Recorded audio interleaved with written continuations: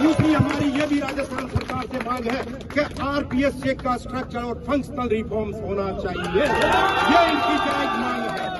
तो इन सब चीजों के लिए प्रदेश गौरव सेनानी एसोसिएशन फर्स्ट दिन से इनके साथ थे और आज हम इसी वजह से यहाँ आए हैं इन बच्चों का मोरल बढ़ाने के लिए कि सरकार या तो इनकी बात सुने, नहीं तो अगर हमें भी रोड पे आना पड़ा तो प्रदेश गौरव सेनानी एसोसिएशन की पीछे नहीं हटेगी। मुझे ध्यान है, मुझे इन वेटरन का जो राजवीर यहाँ बैठा है या ये और बहनें और भाई बच्चे यहाँ बैठे हैं, इनके स्वास्थ्य का हमें पूरी तरह से संजीदगी से मैं ये बात कहना चाहता हूँ कि सरकार को इन बच्चों को इतना मौका देना ही नहीं चाहिए था। इनकी बात को तो जायज वे में अब तक मान लेना चाहिए था। और ये अपने संवैधानिक हक की बात कर रहे हैं।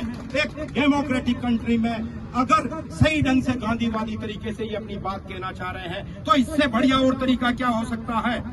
ये बच्चे नहीं चाहते कि ये यहाँ बैठे और ये वेटरन्स तो बिल्कुल ही नहीं चाहते। इनका काम तो सेना बॉर्डर पे गोली चलाने का और देश की रक्षा करने का है। यह इनका दुर्भाग्य और मजबूरी कहेंगे कि एक तरफ आप ऑपरेशन सिंदूर का देश में सैनिकों का गुणगान कर रहे हैं और इनकी साधारण सी बात भी अपनी सुना रहे हैं। तो प्रदेश गौरव सेनानी एसोसिएशन का इनको पूर्ण रूप से समर्थन है। सरकार इनकी बात को जल्दी से जल्दी संज्ञान में ले और इस एग्जाम को स्थगित कर दिया जाए। इनको इतना टाइम तो दिया जाए। राजस्थान के सारे आरपीएससी के अब तक के आरएस के एग्जाम है, उनको उठाकर देख लीजिए, इतना कम टाइम इनको नहीं मिला है। अगर आप आरपीएससी का रिफॉर्म्स कर देते और यूपीएससी के पैटर्न पर अगर आप कैलेंडर जारी कर देते तो क्या जरूरत थी इनको यहाँ पे धरने की। एग्जाम का इनको 1.5 साल पहले से पता होता कि मेंस के एग्जाम डेट को होंगे तो ये अपना लिमिटेड टाइम जो प्री के एग्जाम में देते और बाकी जो मेन एग्जाम्स के लिए कर लेते। लेकिन इनके साथ अन्याय हुआ, इनको 3 महीने का टाइम मिला है।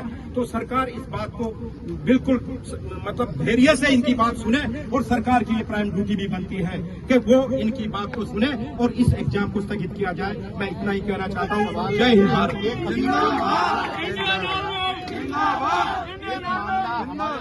ऐसा आया, राजस्थान यूनिवर्सिटी के कुछ लोग आते हैं और इन स्टूडेंटों को डराने और धमकाने का काम किया गया और एक नोटिस चस्पा किया गया जिसमें 1 घंटे की चेतावनी इनको यहाँ से हटाने की दी गई। उस पर क्या कहूँगा? ये तो सरकार का बिल्कुल ही दादागिरी वाला रवैया है। ये यहाँ शांतिपूर्ण ढंग से बैठे हुए हैं। ये इनका संवैधानिक हक है।